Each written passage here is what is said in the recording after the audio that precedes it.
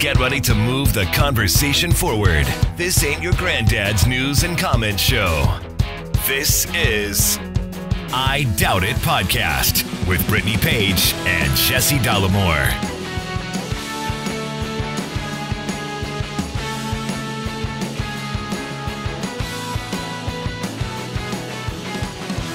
Welcome to the show, everybody. Episode 889 of I Doubt It Podcast. I'm your host, Jesse Dollemore, joined today by the lovely, talented, and indeed scholarly Brittany Page. How does it feel, Jesse D, to be 1 year out from your cancer surgery? It is a full 1 year. It's wild, right? It's wild that it's been a full year. Yeah. Yeah. I'm not on Facebook as much anymore, so I don't see the on this day or the memories or whatever, but the iPhone does a pretty good job of reminding me of shit, and that is one that popped up in my For You photo thing or whatever. Yeah, it makes little photo montages. Yeah, and it was me checking into the hospital that morning to go in and have my colon cancer surgery, which was successful. It's very, it doesn't freak me out, but it is a little bizarre. For me, I think everybody just knows, and I'll say, "Oh yeah, I had cancer last year and had surgery." And they're like, "What? What happened?" Yeah. And then people are like, "Oh, we haven't heard an update." I'm like, I feel like I've done this a million times. I'm healthy, everything's good. I'm getting ready actually this next week to go in and have a CT scan, and then the following week another endoscopy. I always say endoscopy. I think is that that's not wrong. How you say it? I think well, we've been watching ER. Oh, so I think well, if they say it like that on ER, I think I'm wrong. Endoscopy and colonoscopy for screening purposes. Yeah, just to make sure it hasn't grown back or whatever. And you have been getting periodic blood work in addition to that because they can test for some sort of level to determine if there's like a cancerous tumor in your body. Is it CEA? Is that what it is? I think the that's test? right. Yeah. I think that's right. Yeah. But everything's good. And again, this is just an opportunity, I guess, to encourage everybody out there to go get screened. If you're of the age that's recommended, which is much younger now, it's not like 55 or 50 anymore. 45. 45 years old to go get screened. Mine wasn't normal screening. Mine was that I was super tired. I felt like I was like when you stand up really quick and then you're, oh shit, I'm dizzy. That was happening while we were walking around, like walking up hills and things. And so you convinced me to go to the doctor. That's when they found that I was anemic. Then why are you anemic? You could be bleeding. Blah, blah, blah, blah, blah, blah. Down the rabbit hole, found out cancer. You know, I think of you every time I'm filling out a form. Like I just went to the dentist and they ask you to check that giant list of boxes of anything you've ever had. You know what I used to do with that? Just like put an X through it? Yeah, draw an X in the no at the top box, draw an X in the no on the bottom box, and then draw a straight line through them. I can't do that anymore. Yeah, and that's why I think of you, because I wonder, have you had to put that you have had cancer on a form yet? Yeah, even have. at the dentist. Yeah. Yeah. And any surgeries, they ask. Oh, okay. And so was that strange, like to have to, I don't know, to officially be like, yeah, I've had cancer? Yeah, I mean, not so much anymore, but it certainly in the beginning was. Also, you know me, I get like a perverse satisfaction out of making moments awkward. So like we're at parties, I'm like, oh yeah, like the neighbors even like right after the diagnosis were like, hey, how are you today? I'm like, well, I just found out I have cancer. Like, ugh, he really put a damper on this party. Really went for it. Yep. But yeah, it is certainly, especially when there's moments of like, I don't want to get all goofy, but like deep reflection, like where I am in life, how are things going, man. And I still don't know whether to say I almost died or could have died. I lean toward could have died. I mean, what's the difference there? It almost feels more immediate. Like you were being rushed through the doors of ER. That night after surgery felt like almost died, for sure. Yeah, you were in a lot of pain. Yeah. That was a rough time for you. So go get yourself screened. Don't fuck around. People get all weird. The prep is so bad with the colonoscopy, and I just don't know what to do. It's so... You have clear diarrhea for a night. Calm down. Well, it's funny because people hate the liquid that they have to drink, apparently. And when they called to give you your instructions for your upcoming colonoscopy, apparently they're giving you a different prep. And it's not the gallon jug that you have to drink. It's like 2 packets of stuff. And you're like, no, I kind of just want the jug. I want to just drink the jug. It's just so easy. It's easy. It's like there's no take 2 pills of Gas X now and then take 1 Dulcolax and all the mix of the... I'm a dumb guy. Just make it super easy for me. Chug this gross juice, it's like thick, viscous Crystal Light is what it's like. That sounds great. It's terrible, but it's also, it's not, whatever. It could save your life. That's the important thing. What does it matter? People get weirded out about butt stuff, too. It's like, oh, you're going to put a camera in my ass? Yeah, they're going to put a camera in your ass. It's fine. You're asleep. You're passed out. You wake up and you feel like, I need to fart, and then you're done. And then you'll find out whether you have cancer or not. That is a perfect summary. Yeah, but if you're too freaked out about the butt stuff, then you might have cancer, and then you know what? You could die. We've received a lot of messages from people that will talk about someone that they know in their lives that knew something was wrong, but refused to go to the doctor because they were uncomfortable with what was possibly going to happen. And come on, you know something's wrong, but you don't want them to investigate the beehole. Like, just you got to do it. You gotta get in there. You gotta let them investigate the beehole. Also, they're used to it. They look at assholes all day. Yeah. That's what they do. I can't imagine just that being your day is just filled with assholes. Yeah, and it's like the people that are, maybe someone's afraid to go to the gynecologist because they feel insecure or something. Like, that's just their day. They're looking at vaginas all day long. Like, it's fine. It becomes very mundane, banal. Yes, yeah. It's just another body part. Here's another asshole. Okay, so let's move off of that topic and just briefly talk about COVID and flu vaccines, because more health. Yeah, just to encourage people to go and get your COVID booster shot and your annual flu vaccine. We got them on the same day, 1 in each arm, and it actually wasn't too bad. I think maybe 12 hours-ish later, I started feeling pretty bad. I don't really remember now. Would you categorize it as really bad, or just, because I said pretty bad, I think. I felt, comparatively to other times I've had the COVID booster, pretty great. I mean, I was a little foggy, a little under the weather. Pretty good. Yeah, just plan to maybe need to rest. Yeah. You're not going to feel terrible, but you maybe just want to take it easy afterward. Also, and we do this every season when flu season comes around, it's not necessarily for you. We used to be those people. I'll speak for myself. I used to be one of those people that was like, well, why am I going to get the flu shot if I end up getting the flu anyway? Brr, brr, brr. It's not necessarily for you not getting sick. It's so that you don't have something that you pass on to someone who's in a vulnerable medical situation who may die because they contracted the flu from you. Right. And the efficacy of the flu vaccine varies because it's dependent upon the flu strains that are circulating within the population. And so every year it varies on how effective it is at battling the flu, at protecting you from the flu. And this year it is more effective than in years previous. So this is a year to definitely get it. If you have been one of those people that thinks you don't need it, it's actually pretty effective this year. Yeah. So, yeah. We're very happy. And also my arms were okay. Usually the flu shot just feels like I got hit with a lead pipe or something. But this was okay. Good. So anyway, go out there and get yourself taken care of, whether it be getting screened for whatever maladies that are out there, but also flu shots and COVID boosters. All of that is important. Before we move on, we want to talk about our new Patreon supporters, and we would encourage you to help support this show, help produce this show on Patreon. Go to patreon.com/IDoubtItPodcast and thank all of our newest Patreon supporters. We want to say thank you to Steve S. Steve S. Mark.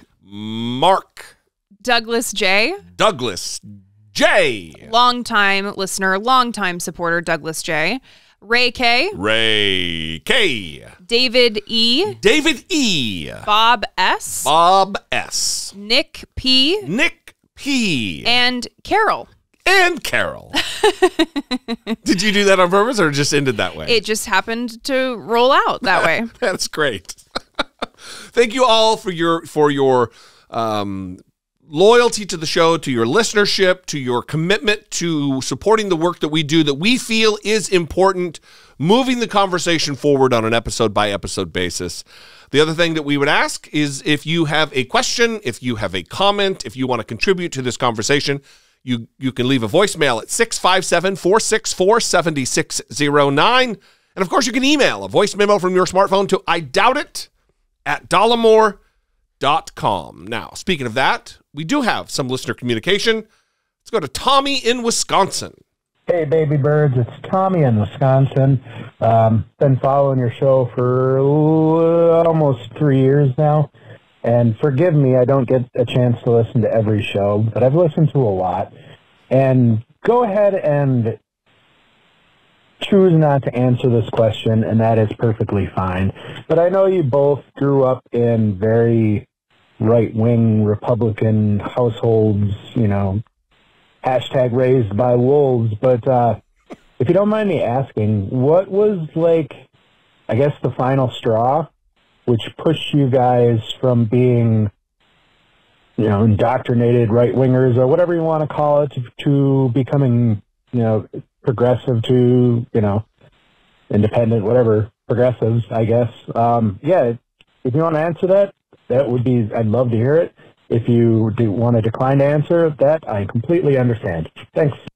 That is a very respectful request to have us answer this question. Especially for an audience member calling in. Usually it's people who fucking demand and I want to know, I deserve to know, in fact. Yeah. So thank you, Tommy, for that very kind way of phrasing it. I think we will answer the question, though, even though you gave us multiple opportunities to say, hey, no, we're not answering that question. So for me, I have gotten better at answering this question because I do get asked it occasionally, and there just is not a moment. And I think this question comes from a good place where people are trying to figure out, oh, good, I have someone here that I can ask and try to figure out what's wrong with all these other people who are still stuck.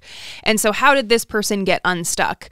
And they want to know the moment because they want to know, can I be someone who recreates that moment for other people? And you possibly can create a moment, but it may not be the moment. And I think that's the important thing about my story, which is that there are a lot of people that were in my life that created moments that helped me get to a place where I started questioning what I was told, what I was raised to believe, and eventually helped me escape. But there was no the moment that I can recognize as the turning point. I also want to say I didn't really grow up in a Republican household. I wouldn't phrase it like that. Like your family was active in Republican Party politics. Yeah. I was raised by white trash people who were not educated. And so following the news or being active in politics wasn't really on their radar. I do remember meeting Pat Buchanan. So maybe that.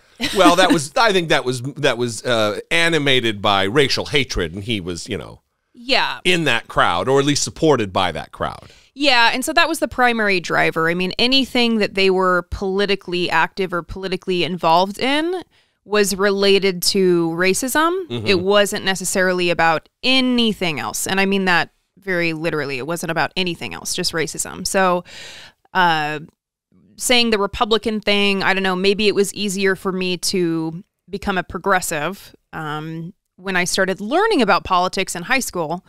And when I learned about the differences between the Democrat Party and the Republican Party, it was a no-brainer for me because I was raised poor, and for me, there just seems to be one party who, even if they fail, often, Democrats, they are at least attempting to help those who are downtrodden. Yeah.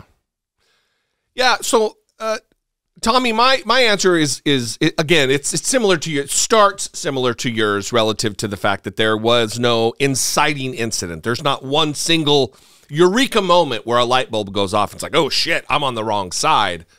But there are a couple of things that really led me away, or to the perspective of my family and parents and Republicans, astray. And they deal with both lies and hypocrisy. So growing up, when you're told that the sky is yellow when it's actually blue, that trickle-down economics works, that the Southern strategy wasn't a thing, that the parties didn't have that they didn't switch based on a strategy of the Republican Party to appeal to racism to Southern whites, that the national debt was very important and we got to get spending under control. And then, when you start looking at things with eyes open to changing your mind about things, and you realize that every time Republicans are in office, they rack up national debt like crazy, whether that be Ronald Reagan, whether that be George W. Bush, whether that be Donald Trump. And then when they're out of power, then, oh, harumph, we have to take care of the spending. It's irresponsible. But then as soon as they get in office, they do the thing they hate. The fact that trickle-down economics was nothing but a cash grab and a redistribution of wealth from the wealthy, from the poor and working class people to the wealthy, where income inequality just spikes when Republicans are in control. These things are just facts. All you have to do is look at basic graphs. I'm a dum-dum about math. It's not like you have to be a statistician or an economics, have a doctorate. So that's on the lie part of things, but it's also the hypocrisy part of things. I grew up being a respecter of the Fourth Amendment and search and seizure and property rights and liberty and all of these terms that are so talked about in Republican circles. Like when I watched Cops as a kid, it wasn't like rah cops. It was what? No, you can't. Don't let him search. I had animus. I had disrespect for the jackbooted armed agents of the state that were usurping rights, the constitutional rights of citizens. Even as a Republican, that was the case. And so, like, seeing the Republican Party be the law and order party and not the protection of constitutional rights and liberties party was a big eye opener for me. Mm-hmm. So I've always been, not always, but as an adult, I've been someone who was social justice oriented, even as a Republican. Racial justice, we're all the same. It wasn't like a colorblind look at things, but it was that person deserves the same rights as I do. It doesn't take away from my rights if two dudes or two girls or whatever get married. That's not taken away from my liberties. So when Republicans, their whole social agenda was a turnoff, and, again, there's no inciting moment, no eureka moment, but it's certainly all of these things coming to fruition to change my mind and take the active step. And then I guess if there was an inciting moment to become a Democrat, it absolutely was November 9th, 2016, the day after Donald Trump won the election, that I went from no party preference to Democrat because it was time to pick teams. Yeah. And this illustrates the juxtaposition because of that rant that you just went on about the Republican Party. I wasn't raised in the Republican Party. Yeah. So I feel like you have come out of it and you have a unique perspective on being able to criticize the Republican Party because that's what you were raised in. Yeah. You were steeped in that culture. And again, the culture I was steeped in was like going to Aryan nations and learning that Black people were inferior and that the Holocaust didn't happen. So like those were the priorities for my parents, not discussing political priorities and the way that the world should look other than white people should be in charge because they're better. Yeah. So again, which is, it still baffles me that is what they try to pass off when it's just a bunch of toothless hillbillies acting like they're the master race. We're so much better than blacks and Mexicans and gays and Jews, and we're Just the worst. Just the worst. Yeah, well, and again, I mean, I will start telling stories that are just very normal for me because it's my life, and I'll be like talking about like the Nazi brawls that would happen in the front yard in my neighborhood where like my mom, one time she fought one of the Nazis and a man and knocked him down and he got mad and he like stormed off, and I was like super proud of my mom because she like beat up this dude in the front yard, and it's like, so this is just ridiculous. I mean, it's ridiculous what was going on. But yeah, you're right that they're just uneducated and don't understand how the world works, but think that they're better, Yeah. So in terms of coming out of that, I mean, again, the same thing. Like people, my teachers, counselors, all kinds of people intervening. And I'm so lucky for that. And that's another reason I'm a little resistant to talk about what someone can do to replicate in terms of changing someone's mind, because I was a kid, and luckily people got to me when I was a kid. And a lot of my changing happened then. And it's not like once I turned 18, I wasn't still saying dumb things. There are definitely dumb things I continued to say after I turned 18. But a lot of the work had been undone already by that time. And so it's difficult for me to be like, well, here's how we can undo the damage of someone that is an adult and in a white supremacist, white power movement. I don't know. Yeah. Well, we also, we chalk up, and I'm not speaking for Brittany, but I know this applies to you as well and how you think about it. We ascribe a lot of how we became who we became on luck, both the good and the bad sides of luck. That's where we are, why we are where we are is primarily because of luck. I mean, whatever success we found in the jobs that we do, it's luck, and you can't strategize for that, not necessarily. So yeah. Anyway, thank you for the question. Do we have an email? We do not. We do not. We're going to move on. We would encourage you to do like Tommy did. Call, leave a voicemail, 657-464-7609. Of course, you can email a voice memo or just regular old-fashioned email to idoubt.it@dollemore.com.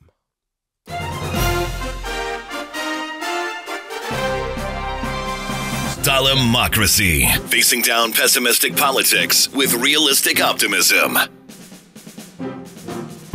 So Republicans have been getting a taste of their own medicine recently with some of these hateful phone calls that are coming in. Now, the interesting thing is this was a pressure campaign that was launched by Jim Jordan when Jim Jordan was attempting to be Speaker of the House. Now, things are moving really fast, okay, because this happened. I mean, he was running for Speaker. There were 3 failed votes, and then he... In a secret ballot in their secret meeting, they decided that he was no longer the one, and so he's no longer running, and now they're going to have to go through this entire thing again next week where they put out names and they try to figure out who's going to be next. And Jim Jordan issued this pressure campaign where he was encouraging his supporters to pressure people, members of the House, to vote for him. And if they weren't voting for him, then he encouraged people to call and pressure them. And now when you're dealing with Trump supporters, right, this is going to look a certain way. And it happened to take the form of death threats for other Republicans. A speaker has not been elected. In the second round, a speaker has not been elected. A second strike for Congressman Jim Jordan. The Honorable Jim Jordan of the state of Ohio has received 199. The Ohio Republican failed to reach a majority. So let's get a Republican speaker and get about the people's business. 4 GOP lawmakers initially backed Jordan, but switched their votes Wednesday against him, including Iowa's Marionette Miller Meeks. She said she's getting credible death threats and a barrage of threatening calls, but will not bend to bullies. And New York's Nick LaLota, who hasn't backed Jordan, shared a threat he received, telling him to go F himself and die. Jordan has condemned all threats against colleagues, writing, "It's imperative that we come together." Is an embarrassment, and this is not what we should be dealing with.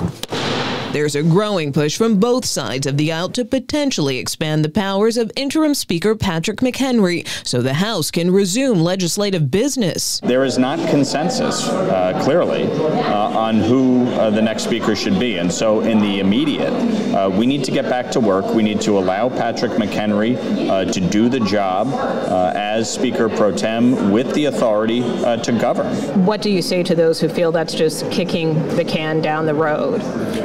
We can't waste any more time. So before we get to my favorite part of that clip, which I know because you laughed, I want to briefly talk about Patrick McHenry is a strange guy. He doesn't want to be speaker. He doesn't want the job.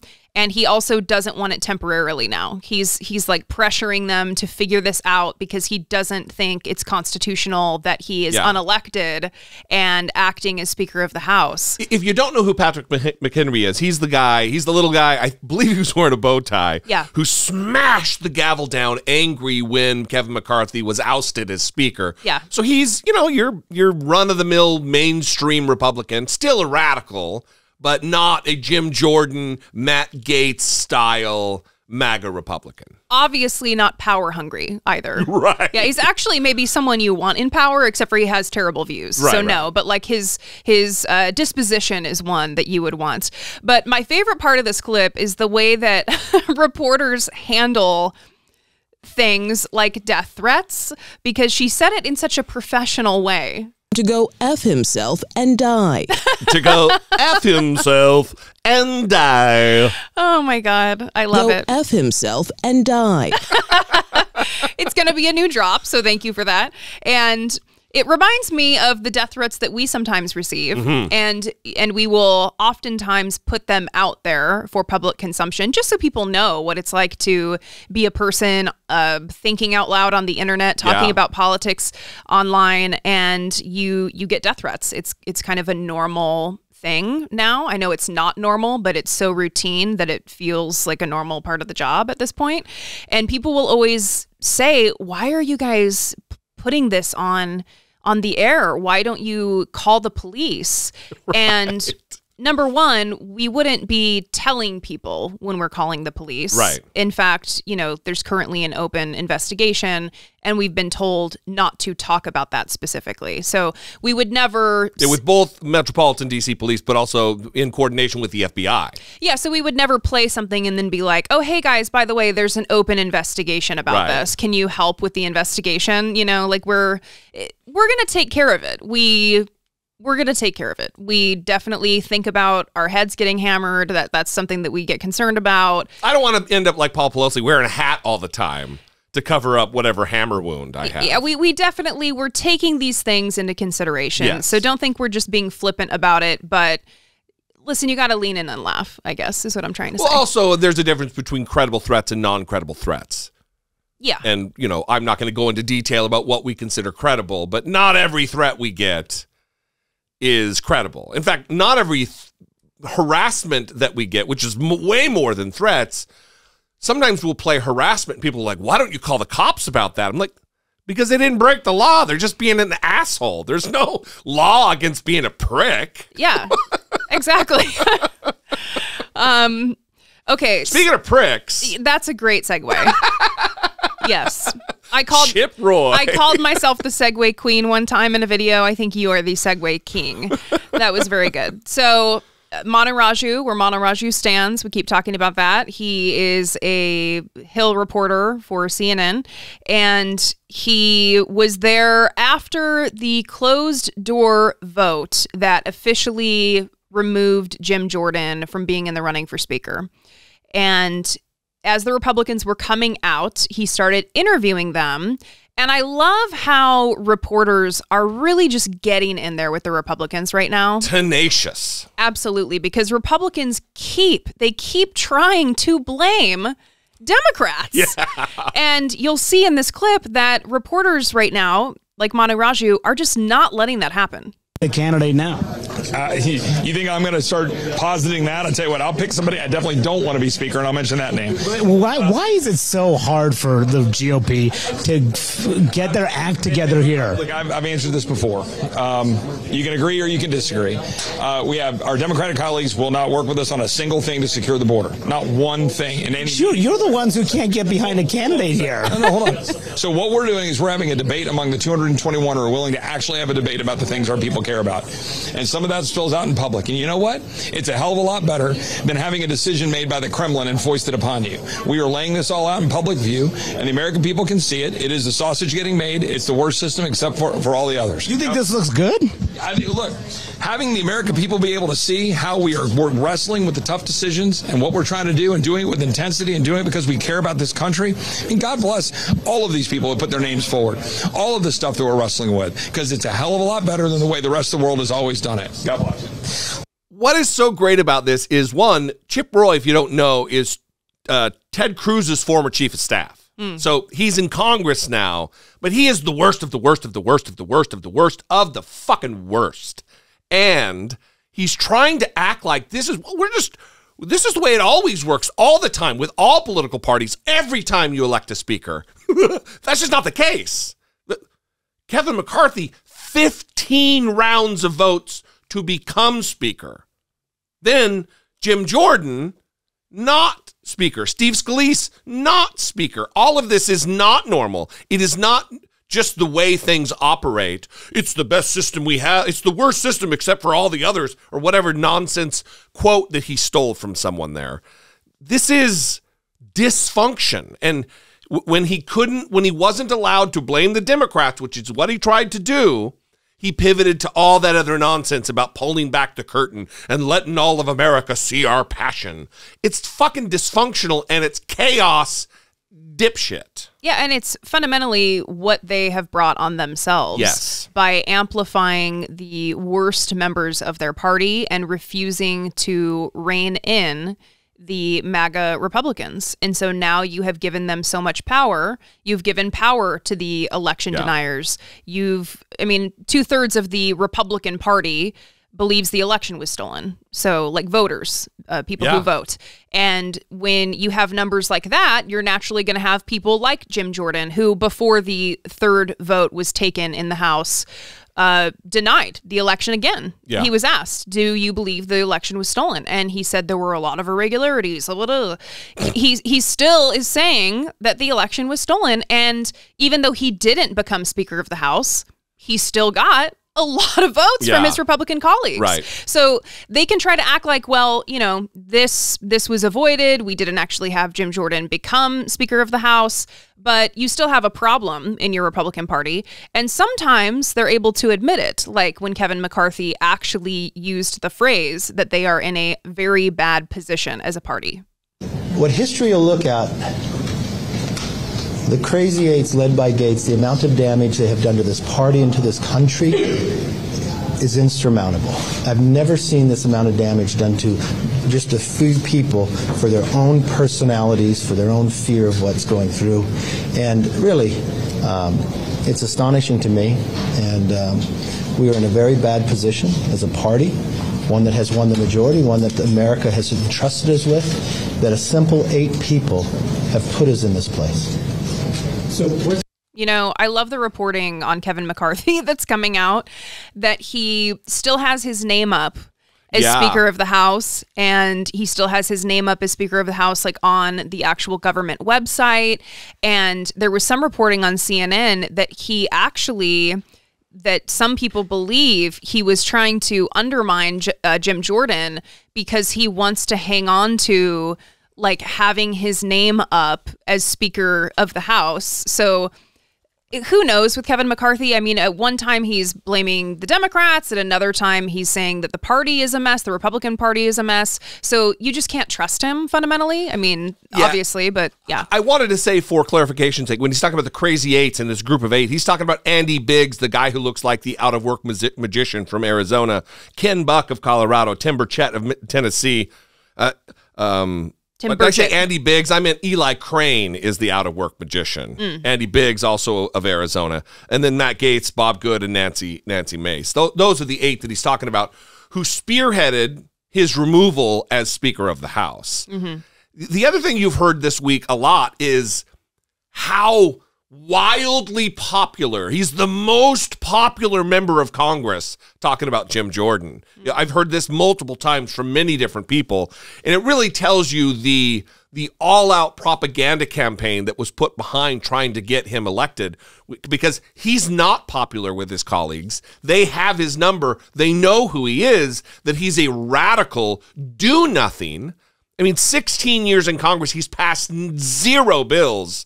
That tells you everything you need to know about what the priorities of Jim Jordan are. Yeah. Ugh. Well, you're sounding a lot like Senator Mitt Romney, Jesse. Ugh, I don't know if I like that. I know. We've been talking about it. I'm torn. You know, he has come out. He's not running for re-election, and that has freed him up to be openly critical about Donald Trump and the Republican Party at large.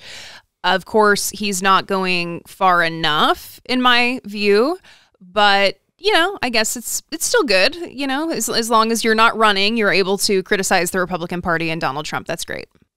So this next clip is longer than a one that we would normally play. We try not to do over 3 minutes for the clips, but he's responding to a question. He sat down for an interview this week, and he's responding to a question specifically about reflecting on the end of his term and what he has learned about democracy and basically how things are going in this country as it stands now. And he, again, used this as an opportunity to criticize the Republican Party. Well, I think it's pretty clear that we're more divided as a nation than we've been in a long, long time. Obviously, we were most divided during the Civil War, but we're highly divided now. And I think the reason for that is that our media has moved from a setting where there were editors and fact checkers, and where if you're a crackpot with a crazy theory of some kind, you're probably not going to get it published in any kind of a way that's going to get picked up by the public at large. Because, you know, 20 years ago, people read newspapers and magazines and looked at the evening news. Those things were all carefully vetted in most respects by editors, fact checkers, and so forth. That's gone. You guys are getting your news, certainly as I do now, by going on my device. That's curated for me. And I'm seeing stories, many cases I agree with, some I don't agree with, but oftentimes what I'm seeing in social media, there are no fact checkers, there are no editors, and if I have a really crazy crackpot theory, just absolutely, completely wild out there, I can put it out there and get millions of hits. I can get a lot of people seeing it. Well, that was not possible. And the people who are influencers, if you will, and have the biggest following, are people who are angry and are pointing out the foibles in the other side. And interestingly, we're drawn to those things as human beings. And so politicians have begun to reflect that, hey, if you want to get support, you want to get money for your campaign, your next campaign, the more outrageous thing you say, the more likely it is that you're going to have people following you. And so you have people increasingly coming to Washington whose objective in staying in office is to make noise, not to make law, not to change things in a way that might be better for the country, but just to make a lot of noise and to show they're angry and fighting. I mean, right now, Jim Jordan, for instance, you've heard is running for Speaker of the House. My former chief of staff sent me a message today and said, you know, it's interesting. Here's a guy who wants to be the Speaker of the House. Do you know how many bills he's passed that he's authored? None. And how many bills that he's just been a sponsor on? By the way, you get to sign up to be a sponsor of a bill. All right, and so, you know, I'm on lots and lots of bills that I didn't write, but I'm a sponsor. None of the bills he sponsored has ever become law. So we're looking at electing a person who would be second in line to the presidency who's never passed a bill. But he's certainly well known because he's able to make a lot of noise. And that's the currency of the realm these days in politics, is finding a way to stand out and to be well known. And if I were to ask you the names of Congress people that you know, they'd almost all be people who don't actually do anything or pass any law, but they are very outspoken. And how does a democracy work? One, when the population is getting information that may or may not be accurate, and two, when the people that are most well known are those that aren't accomplishing things, but instead are performing. And so politics itself has become more of a performance art. I mean, President Trump, for instance, I mean, what is he good at? His background was performing. He was on TV, he was a WWF owner and would go out there with the wrestlers and so forth. I mean, that's what he did, and that's what has given him the prominence that he's received. So, yeah, it's a very different environment than might have existed in the earlier days of our democracy, and it's kind of hard to understand where we're going to head, where we're going to go in that kind of setting. By the way, the Senate, in part because we get elected over an entire state instead of a small district, we tend to be a little more bipartisan and a little more oriented towards getting things done, I believe, than the House. And certainly the president typically is going to be more concerned about larger issues. But the democratic process is very much in flux as a result of that changing dynamic. As he stuttered and stammered through getting to the word flux, it's in flux in my mind. I mean, he's giving examples that are slowly fading. First of all, the Senate has traditionally been the more deliberative body, the less radical, and that's not so much the case anymore. You've got some radicals in the Senate. J.D. Vance, you've got that Mark Wayne Mullen or whatever his fucking name is from Oklahoma.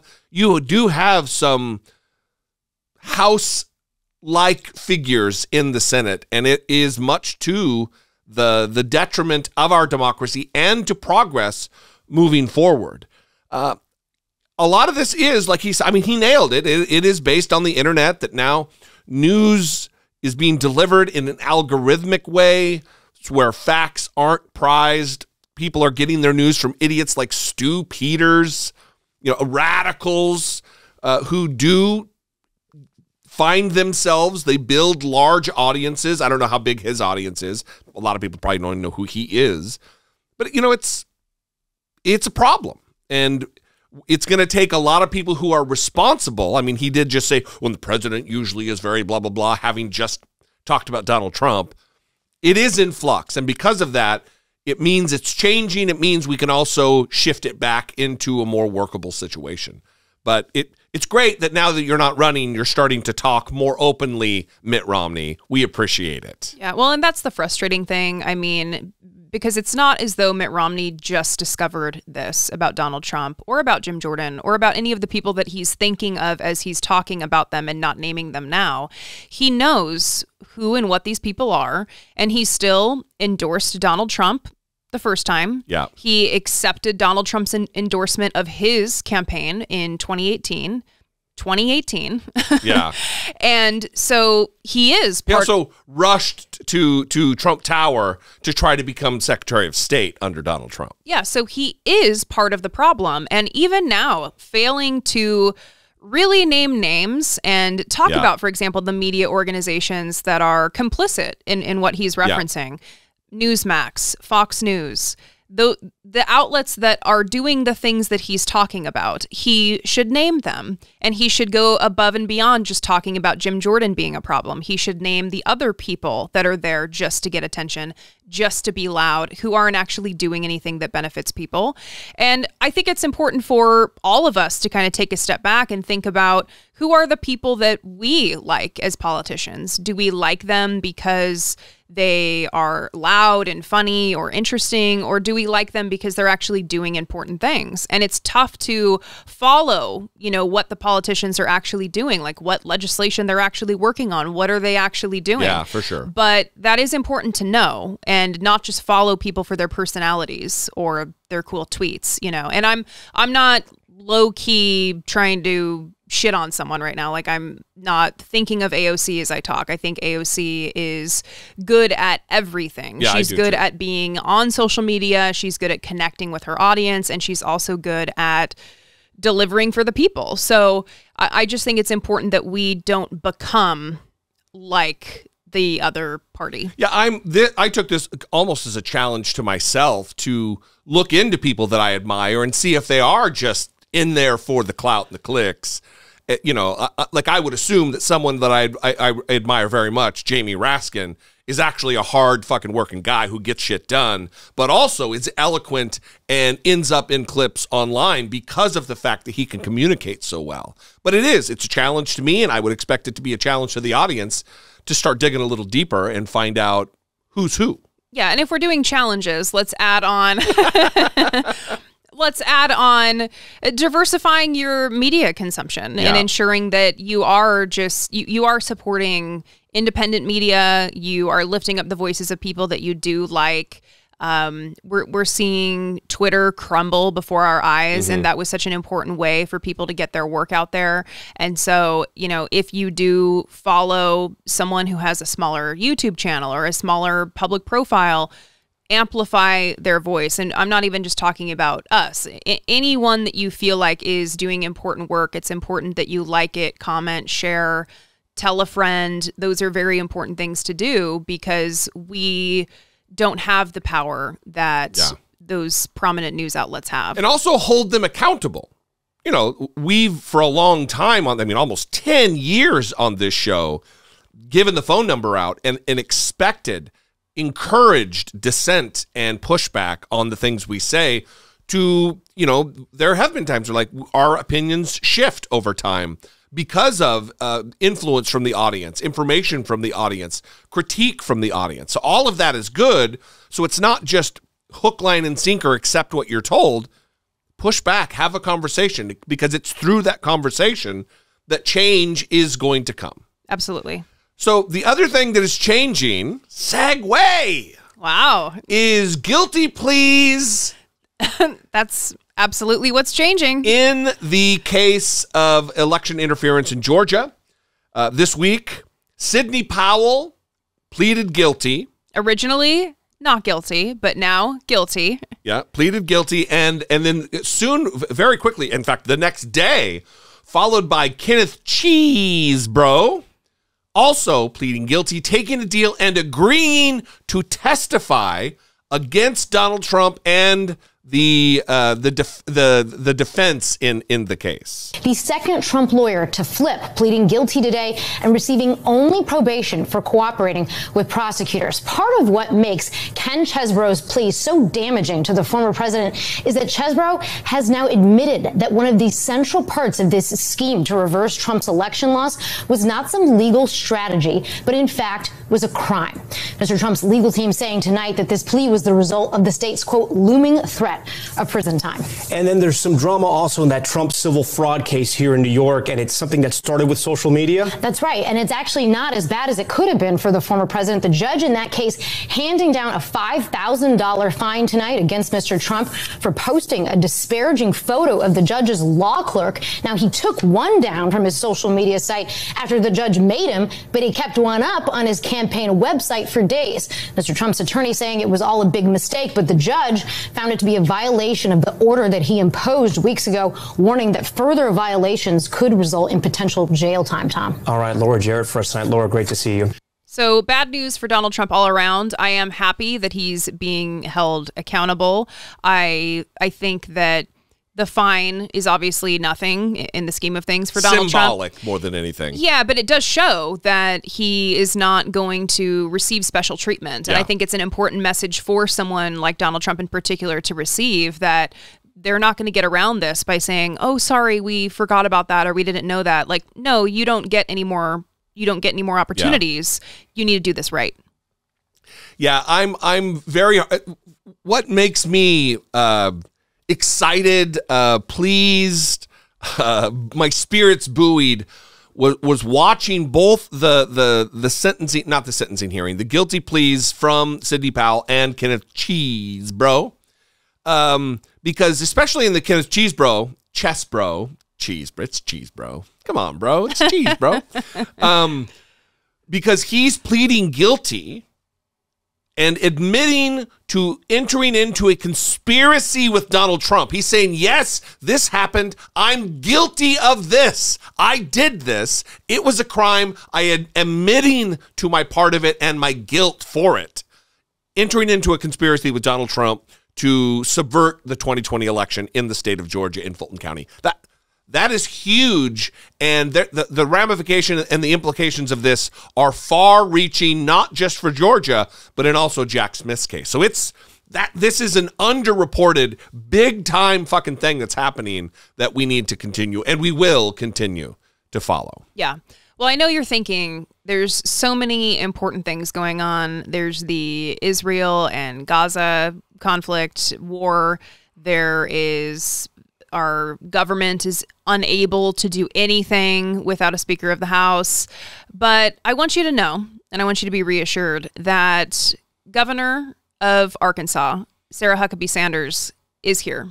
And she's here to focus on the important things because she issued an executive order this week to ban state agencies from using terms that she views as sexist.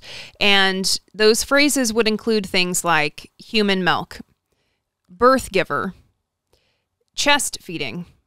And instead of those, state agencies will be required to use phrases like breast milk, birth mom, and breastfeeding. Because this is very, very important. And it's so important, in fact, that she went on Sean Hannity's show to talk about it.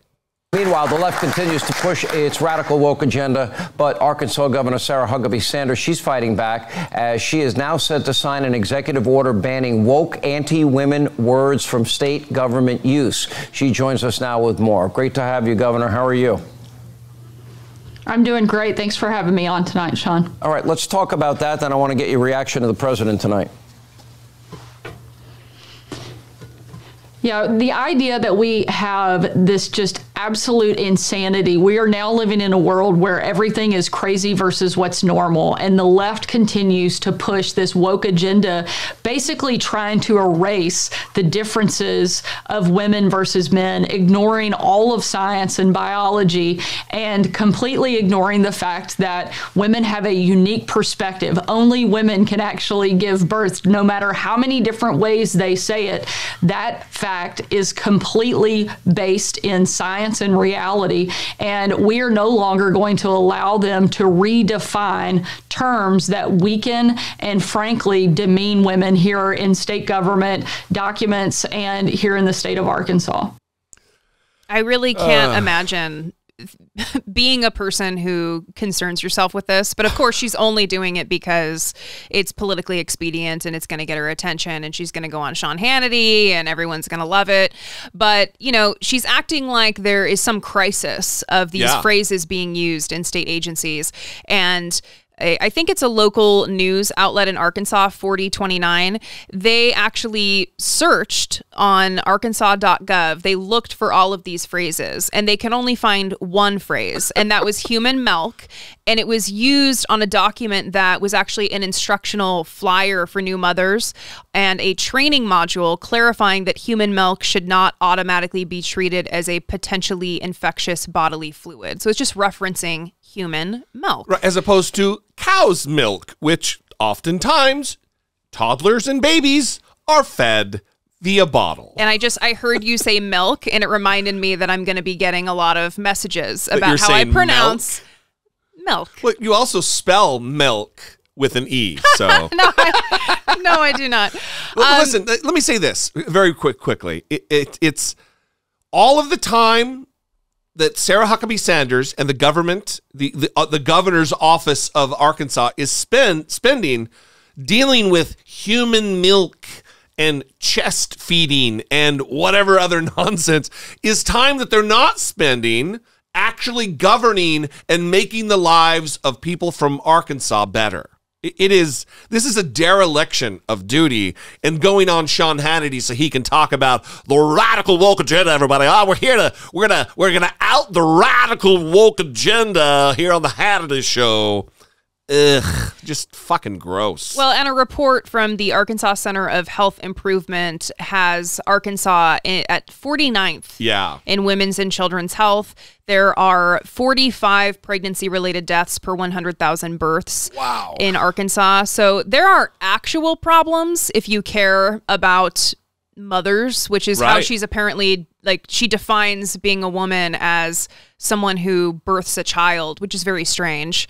But I want to go back to this, how they they aren't actually using these banned words and phrases in any state references except for the... It's a solution in search of a problem. Yeah, so she was asked about that, like, hey, these words aren't anywhere. Why are you acting like this is a problem? And she said, does it matter if there's one? Because they referenced, well, it's only in this reference and it has nothing to do with trans issues. And she says, does it matter if there's one? Is that enough? How many times should a woman have to be insulted before we stand up and say we've had it? It shouldn't even take one time. Aggressive feminist Sarah Huckabee Sanders. Yeah, again, as if people are actually, I mean, we don't know how often these phrases are being used. And honestly, I don't care. Yeah. I don't care about it at all. Why would I waste my time worrying about this when there are far more important things to be talking about? Look, this also goes back to Tommy's question earlier, and this is one of the things I'm talking about, of the hypocrisy. That Republicans claim that they are the party of family values, that they're the party of all of these virtues. Yet they're the party not of women or standing up for women. They're the party of forcing birth upon women. They're the party of taking away women's bodily autonomy and healthcare choices between them and their doctors. That's who they are, and everything else is subterfuge. Everything else is a distraction. Everything else is lies and hypocrisy, which are the two main tenets that drew me away from the Republican Party. So again, thanks, Tommy. Good question. Yeah, I think Sarah is just concerned about all of the scrutiny that she's receiving, or about that $19,000 podium that she bought that like is cover for maybe vacation. Trips that she's taking, because it also like coincided with her trying to ensure that her travel records would be private. Yeah. So, typical shady behavior from elected Republican politicians. Once they get into power, it's great. Absolutely. We'd love to know what you think about this. You can call, leave us a voicemail, 657-464-7609. I keep trying to drop the other phone number. And you can email a voice memo from your smartphone or a regular old-fashioned email to idoubitit@dollemore.com.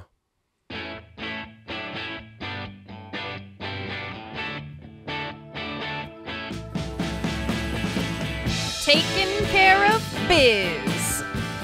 Home team in organization in Los Angeles that is led by psychiatrist Dr. Cheyenne Robb.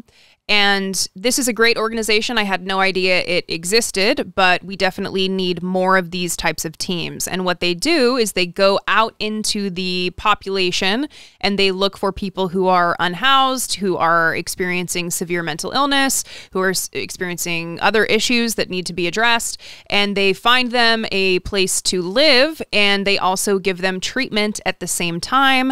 And these, again, are the types of people that we need all over the country. You're in a new place, new environment. It'll take some time. Okay. Mike told us he's 60, but he looks much older. Homelessness ages anyone. Got it. Easy.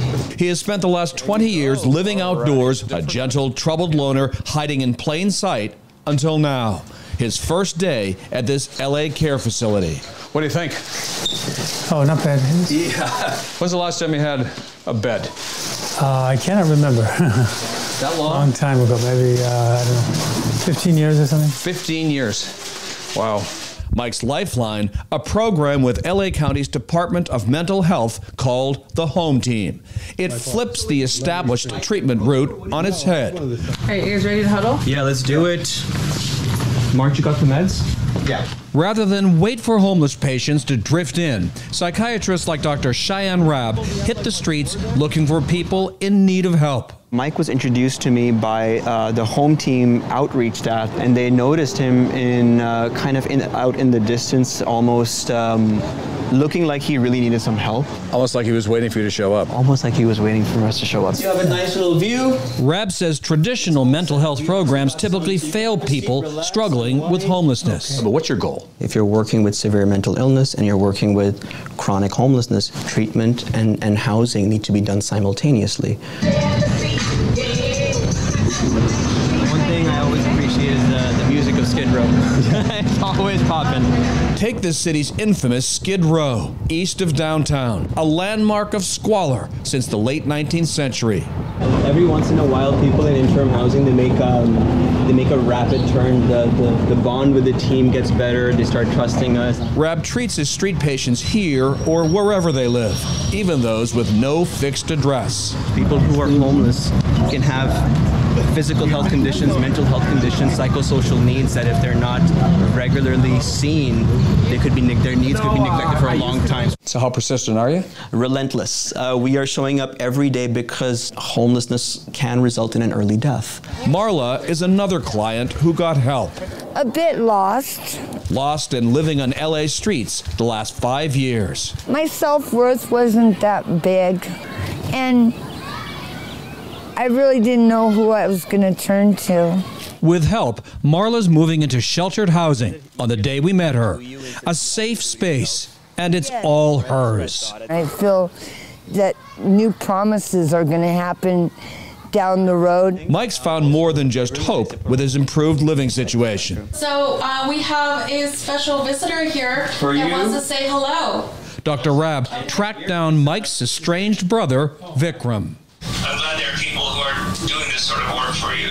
Vikram told us when he got that call, he thought Dr. Rab was going to tell him his brother Mike had died. It's been a long time. Relieved to know he's... Yeah, very, very relieved. This city's homeless residents who are fighting mental illness can finally find help, because now help finds them. For CBS Mornings, Mark Strassman, Los Angeles. So these stories are always a little lacking, I think, because they're focusing on the individuals that are doing this work, and there wasn't really a broader conversation about other types of programs or policies that are like this that need to be funded, implemented in order to have success. And also the general failure of the system that makes these types of programs necessary. I mean, absolutely. The system was doing its job with any efficacy whatsoever. This wouldn't be necessary. Right. And so you can have organizations like this that are going out there and doing really important work, and they absolutely should be supported. But as a country, we need to be supporting housing first policies and programs and heavily investing in them because they work. It's evidence-based to provide people with housing and then give them the support that they need in other ways, whether that be mental health or substance use. And so, imagine being the first person that they talked to in this video. I think his name was Mike. And he said he hasn't slept in a bed for, decades. I mean, imagine that. Imagine how difficult your life would be. And so I appreciate any story that really humanizes the experience. And I think if you haven't been homeless, if you haven't worked with the homeless population, that it's easy to be disconnected from the reality of how hard it is to live that life. Yeah. And it's easy to separate your compassion or empathy and tell yourself that they chose it, they deserve it, something happened, they brought it on themselves, instead of what the reality is, which is that it could be any of us. It is strange to me that how quickly and easily people repeat that line that, well, look, I know somebody who knows somebody who knows somebody who knows somebody who bumped into somebody one time who talked to somebody who said they just wanted to be homeless. And that gets repeated as though it's fact when people don't want to be homeless. Of course, there may be one or two people, there are outliers, but on the whole, homeless people want homes. They want a place that's safe and secure and stable. They don't want to be shifting from sidewalk to sidewalk or median to median, tent here, tent there. People want stability in their lives. And good on this organization, good on these people. These are selfless individuals doing good work. It is fantastic. But the system needs to change. We need a fundamental structural change, not only in how we view these things and talk about these things, but in how our government runs and what the priorities we choose to fund are. Right. So home team taking care of biz, and hopefully we start to see more of this widespread. Yeah, absolutely. What do you think? We'd love to know. 657-464 7609. Of course, you can email or regular email to idoubt@dollemore.com. We love and appreciate you. We would encourage you to look into supporting us if that is your thing. If you appreciate what we do, if we bring you value, if your spirits are buoyed, I'll use the term again, by moving the conversation forward on an episode-by-episode basis, we would encourage you to support what we do. Patreon.com/IDoubtItPodcast, and we will see you next time. Until then, for Brittany Page, I'm Jesse Dollemore, and this has been I Doubt It.